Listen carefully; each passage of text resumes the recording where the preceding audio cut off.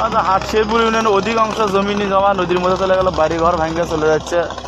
অনেক লোকজন কারো যার জমি জমা পশ্চিম দিকে বা গ্রাম অঞ্চলে নেওয়া আছে তারা পশ্চিম দিকে যাচ্ছে, আর যাদের জমি জমা নাই তারা মনে করেন যে চরের মধ্যে ওই আঁকির ভিতরে গিয়ে বা ঘর বাড়তেছে ক্ষণিকের জন্য। নদী এই যে বাড়ি ঘরে যেগুলো দেখতেছেন এগুলো প্রায় এখান থেকে 4-5টা ঘর নিয়ে যাওয়া হয়েছে। এখন মাত্র এই একটা ঘর খালি মাথা গোঁজার জন্য রাখা হয়েছে।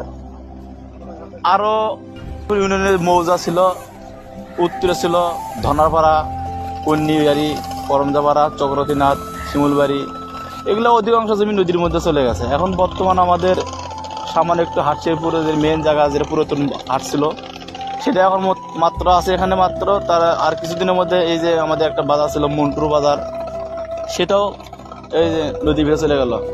আমাদের সামান্য একটু জমি ছিল হাটশেরপুর এবং পূর্ব সুজাতপুরের মধ্যে যে জমি জমাগুলো ছিল,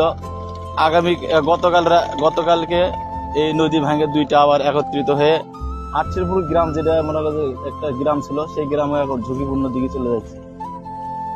বিপদের সম্মুখীন হতে যাচ্ছে হাটশেরপুর ইউনিয়নের সানমান্দা গুচ্ছিগ্রাম এবং নিজবলাইল, হাটশেরপুর, হাসনাপাড়া, গোয়েনবাদ।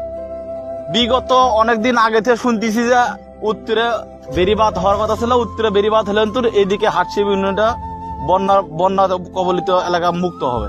কিন্তু আসলে বিগত 21 বছর বা 17 বছর 2001 সালেও এমপি ছিল, 2001 সাল থেকে পর থেকে 8 সাল থেকে এই 2024 সাল পর্যন্ত এমপি ছিল।